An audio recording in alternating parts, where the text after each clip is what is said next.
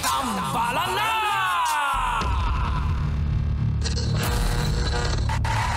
Ang tambalang kumikinang. Coliala and Diego Bandido.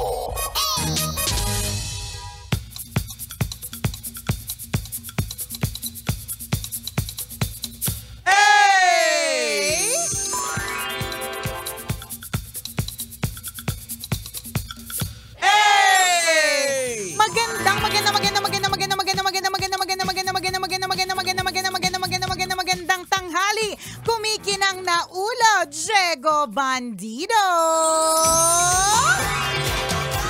Diego! Diego! Magandang tanghali. Kumikinang ina. Nicoliala! Nicoliala! Nicoliala! Nicoliala! Shoutout sa lahat ng mga kabisyo nating mga overthinker. Hindi pa nga nangyayari, advance mag-isip. Ayan. Shoutout sa akin. Marami mga beses sa lahat ng mga problema ko sa buhay, ang advance na talaga ng mga naisip kong mga outcome. Yung sanga-sanga na. Oo, ang dami na talaga. Yung ubo, cancer. Yung buni, malalang skin disease, ganyan, diba? So sometimes, masyado nating in-overthink ang mga bagay-bagay. Una sa lahat, hindi pa naman siya nangyayari. Pero hindi naman din ibig sabihin nito na sobrang petiks tayo. So bakit ko ba naisipan na i-shoutout ito? Kasi bago tayo magsimula sa tambalan, merong isang tambalanista na nagtatanong. Ay, sabi eto na niya, naman Nicole sila. and Diego, to check up or not to check up? That is Susunod the kayo, question. maningil na tayo. May consultation fee na. Kaya nga, ba't binabayaran na talaga tayo sa mga pinagsasabi natin minsan? Kaya lang kasi, hindi na pwede bayaran sa pagbibigay natin ng advice. Kasi minsan, hindi pala minsan, kadalasan, mamarulang. Mamarunong! Ayan. Okay, to check up or not to check up, hati ako dyan eh. Kasi minsan may mga bagay na hindi mo nga alam nung bago ka magpa-check up, bigla mo nalaman, di ba? Kasi may mga may mga sakit na asymptomatic. Yan. Kung ikaw ay dumaan sa mga taon ng COVID, alam na natin kung ano ang kaibahan ng symptomatic sa asymptomatic. So kung di mo alam at nakalimutan mo dahil bata ka pa nung panahon ng COVID, 'di ba? Asymptomatic, wala. Walang symptoms, walang nararamdaman, simptomas. pero may sakit. Ayan. Symptomatic, yung kitang-kita, malayo pa lang, alam mo na kagad may tama siya. Yan. So minsan, may mga taong asymptomatic. Ako madaming beses na asymptomatic ako, as in hindi mo talaga malalaman. Yung pala, nung check up, 'di ba? Bigla ka na lang magugulat. Ayun! May mga kakaibang mga sakit, 'di ba? So, minsan talaga iniisip ko na, dapat talaga hindi nagpapa-check up. Pero kung sasagutin ko ang tanong, dapat nagpapa-check up. Though kung minsan may mga symptoms naman, pero we turn a blind eye for that one. Or Parang- pwedeng blind eye or pwedeng talagang sadyang mataas lang yung pain tolerance Ayun, mo. it could be. Oh, diba? posible yun.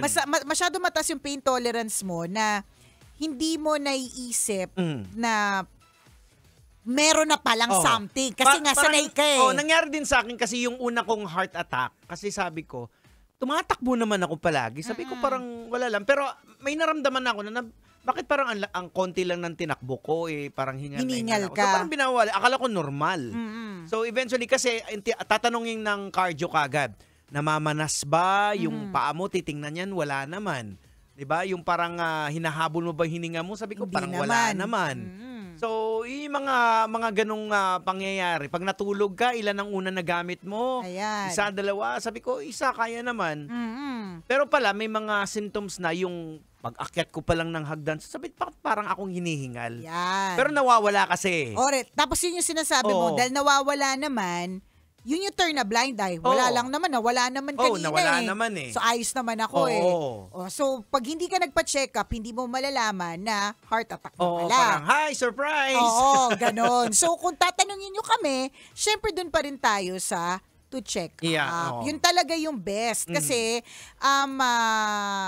ang pinakamahalaga naman talaga dyan ay maagapan. Oho. 'Di ba? So yun. Maaaring wala kang symptoms, ang tibay mo, pero kapag ka nagpa-check up, hindi pala. Kasi physically, pag tiningnan natin yung katawan natin externally, sa labas, hindi natin agad maiisip na may problema. Kasi nga, hindi naman natin nakikita yung atay natin na fatty na pala. Oo. Hindi natin nakikita yung dugo natin na malapot pala or Tama. malabnaw. Nabarado diba? na yung puso mo. Yes, hindi mo naman talaga actual na makikita eh. So, Tapos kailangan pag may na pa-check. nangyari, sasabihin na ay, kahapon ang lakas-lakas pa niya. Correct. Totoo, yun Ganun yung na rin yung usapan. kwento. Ang daya mo naman, di ba? Nagplano pa tayo na mag-outing. Tapos mababalitaan. Kasi totoo eh. It has happened a lot of times na nagulat na, di ba malakas yan? Even may yung mga professional players ng mga basketball, marami tayo na rin, ang babata, ang lalakas, bigla na lang bumagsak. Correct. Diba? Oo. Tapos Nawala. magugulat ka kasi syempre, alam mo naman na kung in terms of fitness, yung mga basketball players, yung talagang fit. Oo. Diba? Tingnan mo nga kapag ka, di ba mga basketball players, mga boxers, pag panahon ng competition nila, hindi sila dapat na-stress. So, hindi nila dapat kitain ng girlfriend nila. Correct. Kasi pwedeng manghina sila sa girlfriend. Bakit? Bakit, Nicole Ayala? As a former girlfriend ng isang... Ng boxer? hindi boxer. Ano? Player lang. Oo, bawal daw pag training, panghinaan, yan. Yung mga ganon. So, ganon katindi yung kanilang pagbabantay sa katawan. Ganon katindi yung training sa kanila at discipline. Kaya nakakagulat na ganon katindi na bawal mo nga kitain yung girlfriend mo kasi hindi ka pwedeng maging mahina or bawal mong kitain yung pamilya mo kasi hindi ka pwedeng ma-stress. 'Di ba? Tapos magugulat ka, bumagsak, tapos Ayan. tumuloy. Correct. 'Di ba? Paano nangyari 'yon? Kasi Ayan. nga may mga bagay sa loob na hindi natin nakikita, na Oo. nangyayari na pala, na makikita lang natin kapag ka-regular po tayong nagpapa-check Yan. up. Kaya importante po ang pagpapacheck up. Huwag matigas ang ulo. Correct. Kasi Ayan. kapag ka matigas ang ulo tas laging in denial. Oo. Ako, isa din ako dyan sa mga in denial. Kasi lagi kong iniisip talaga, Jegs, ang lakas ko. Di ba lagi kong sinasabi, eto na. Sino sa mga nag-team building? Di ba? Ang nanatiling gising hanggang 4:30 a.m. tulog Ayan. na ang lahat. Hindi ba't isa tayo doon? Tama. Tas the next day, gumising ng on time. Ayan. Hindi naging cause of delay, di ba? Tapos, ito yung na-realize ko rin kadalasan. Kunyari, yung buong pamilya namin, tinamaan ng ubot sipon lagnat. Ako lang yung hindi. May mga ganun. Tapos Well, malakas pa ako. Kaya nga, malakas ako nun. Hindi nga ako tinatamaan basta-basta di ba? Pero pag nagpa-check up ka, magugulat ka sa mga results. So, in other words, kung madami-dami ka pang responsibilidad sa buhay. Ayan. Di ba? Kung may mga anak ka pang bubuhayin, maliliit pa sila at bata pa sila, di ba? Hindi na lang yung financially mahihirapan yung mga maiiwan eh. Yung mawalan sila ng nanay. Totoo. Mawalan sila ng North Star. Mawalan sila ng guiding light. Ayan. Napakahirap para dun sa mga bata. Kawawa naman. Lagi nating naririnig to yung prevention is better than cure. Diba? Dati sa totoo naman, yung bata-bata tayo, parang, ano ba yan? Kaya nga. Prevention. Oo, ano yan pang matanda pang slogan sa poster making contest. Poster making contest, ang luma. Saka mo na lang siya masasabi pag napagdaanan mo na. Yan, actually, pinagalitan ako ng doktor ko nung recent na heart attack ko. Sabi niya, bakit mo pinabayaan? Kasi parang nangyari, tinipid ko yung mga gamot. Yung gamot ko, hindi ko na iniinom. Correct. Kasi nga, ang sabi mo sa sarili mo, okay naman ako. Sabi ko, okay naman ako. Plus, syempre, yung problema financially, wala ring way. Ang mahal kasi ng mga gamot sabi mo ko, kaya dinaan ko na lang sa fasting, Ayan. inaral ko. Correct, sabi ko, okay naman ako. So, sabi ng doktor ngayon, kung pababayaan mo yung sarili mo, pag natuluyan ka, paano paano na ka lang? pa makakabawi? Buti Paano na ka lang talaga. makakabangon? Kundi wala akong partner. Nung nag-resign si Chuper, walang sumalo. Pinagalitan ako ng doktor. Di, totoo yun. Pagagalitan ka kasi talaga. Kasi nga mayabang tayo Oo, totoo. Isip natin, okay lang naman tayo. Kaya natin. Kaya naman Oo. talaga namin. Kasi in totality and reality, kaya naman kasi talaga natin. Correct. Di ba, lagi ko nga isa sa mga example ko lagi, O meron tayong DJ na si Maratoni. O kung di niyo siya kilala, siya po yung kasunod ng tambalan, 3 Yes. to 6 p.m. Malakas tumakbo yun. Malakas tumakbo. Oo. Ano yan?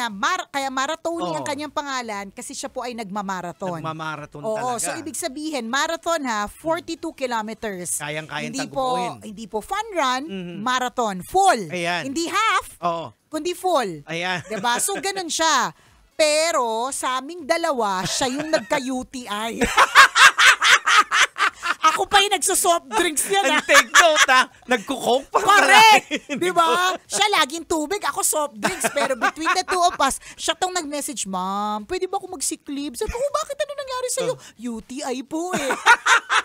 So, kasi nga, kaya ako mayabang, pero it doesn't mean na mabuti yung ginagawa mong kaso, soft drinks mo. Totoo. Diba? Yung mga ganyan. We don't self-medicate. Nagkataon lang din talaga, Jegs, na nakatulong din talaga sa atin yung intermittent fasting. Nag-ano din tayo, nag-aral-aral din tayo tungkol sa mga one meal a day, Yan. 'di ba? Pero best pa rin yung expert ang titingin sa Totoo.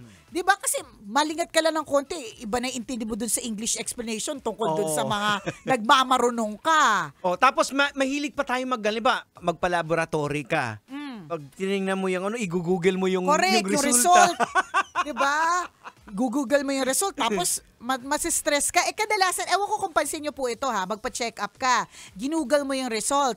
Tapos yung pagka-google mo, kinabahan ka kasi parang elevated, o kaya nag-decrease. So yung Ayan. mga nakalagay na elevated tsaka nag-decrease, nagpapanik ka. Nung pinakita mo sa doktor, wala lang sa kanya, Sabi, di ba? Okay, normal lang to. May edad ka na kasi. Oo. Ganun sasabihin ka agad sa'yo. Totoo. Kasi meron siyang range na ito yung normal. Oo. Nakita mo mataas. Nag-worry ka na pag pakita, normal lang to, may edad ka. Oh, correct. Totoo. Totoo yun. We're and tear eh. Totoo yan. Dati ang BP ko ay 110/70. Yun yung normal ko. Tapos eventually, parang naging 130/90. Tapos syempre nagpapanik ako kasi hindi ganun yung BP ko. Ay, ganyan din yung sinabi. Ganun talaga. Ilang taong ka na nga? Tapos hindi na parang magpanik na, ala, relax ka lang, misis. Hindi, parang normal na sa, I think, sa age ko, tsaka sa galawang ko at sa lifestyle ko, dun sa, yung ganon. Although, syempre, bongga pa rin kapag yung normal talaga. Pero may mga ganyang klaseng mga factor. So, tama. huwag tayo marunong-marunong lang, basa-basa, interpret ng sarili natin. Lagi natin tatandaan. Kaya po, maraming taon yung ginugol ng mga medical, those in the medical field, is because inaral po nila ito. Totoo. Hindi ito kapalit ng ilang minuto mong pag-google. Ayan. Ha? Kaya dito, pasalamat na lang kami at swerte po kami at blessed po kami dahil meron po kaming halimbawa, kung may nararamdaman na maliit na sakit, meron kaming message kagad na Nanay Salumi Arinduque. Ayan, diba? Dr. Ming. Oo. Shout out na nasa Puerto Princesa, Palawan ngayon. Ay, ganun Oh, ba? Shout out. So, napapakinggan niya naman ito via Love Radio Palawan. Ayan. Oo, namimiss na namin yung mga mangga mo. Ay, oo nga. Hindi mo ba inabutan yung singkamas? Ay, Pero hindi. singkamas, Meron ba? Ang bilis ng ang bilis ng kamay ng mga humawak sa singkamas. Nagpadaan okay. siya ng mga singkamas eh. Ayan, Diba oo. season? Yan, diba? And tama yun. Meron ka dapat na kaibigan. Yan yung mga dalawa na Oo. kinakaibigan, Oo. Jex. It's dapat may kaibigan kang doktor una at may kaibigan kang lawyer. Yan Yan. talaga yung mga kinakaibigan. Mga basic yan. Mga basic kasi sa mga Survival kit. Correct. Daily survival kit. Magkaroon ng kaibigang doktor at magkaroon ng kaibigang lawyer. Di ka mapapariwara pag may kaibigan kang ganyan. Totoo. No? Salamat na marami sa pagtutok sa amin ngayong araw na ito. Naway maganda ang resulta ng iyong check-up. At kung di ka pa nagpapa-check up, nagmamalinis kang wala kang nararamdaman, pa-check up ka pa rin. Ayan. Kasi as I said, marami pong mga tao ang asymptomatic. Tama. Wala po silang symptoms, pero may problema na pala sila. Ika nga, check. Ano? Ng pink na ballpen. Yeah! Ibalik mo yung pink na ballpen, nawawala eh. Kaya nga, isang malaking check ng pink na ballpen. Yeah. Yan, ha? Salamat na marami sa pagtutok! Alright, hanggang dito na lang po muna ang tambalang kumikinang muli. Ako pong kumikinang na ulo, Diego Bandido. At akong kumikinang ina mo, Nicole Liala. Kailangan pa bang i-memorize yan? Basic! At basic na basic din, mga kabisyo, na tayo po kapag ganitong araw na nakakaramdam tayo ng kalungkutan, naghahanap tayo ng mga pampasaya, 'di ba? At kung isa sa mga pampasaya mo ay Tong Its at iba pa, tara na sa Game Zone. Fun believable sa Game Zone dahil you play a real game of Tong Its with real players for free. May chance pang makisplit ng over 34 million pesos at may chance ka pa to claim up to 14,640 pesos daily. Ang makukuhang cash credits ay pwedeng gamitin panglaro sa kahit anong game. Kaya ring i-cash out. May dalawang event araw-araw. Kaya G ka na ba? Visit gzone.ph and social media account on Facebook, Instagram, and TikTok at Tara Game Zone. G na sa Tong Its, Tara Game Zone. Tandaan ng gaming, dapat fun-fun lang. Visit pagcor.ph/regulatory or email keepitfun@pagcor.ph. Promo runs from January 1 to December 31, 2025. EGLD reference number MKTG 2024-2564. Gaming is for 21 years old and above only. Game responsibly. Keep it fun! O siya mga kabisyo, maraming salamat uli. Again, magpa-check up sa tambalanista na nagtanong, magpa-check up ka. Correct. Isang malaking check. Babush! Bye!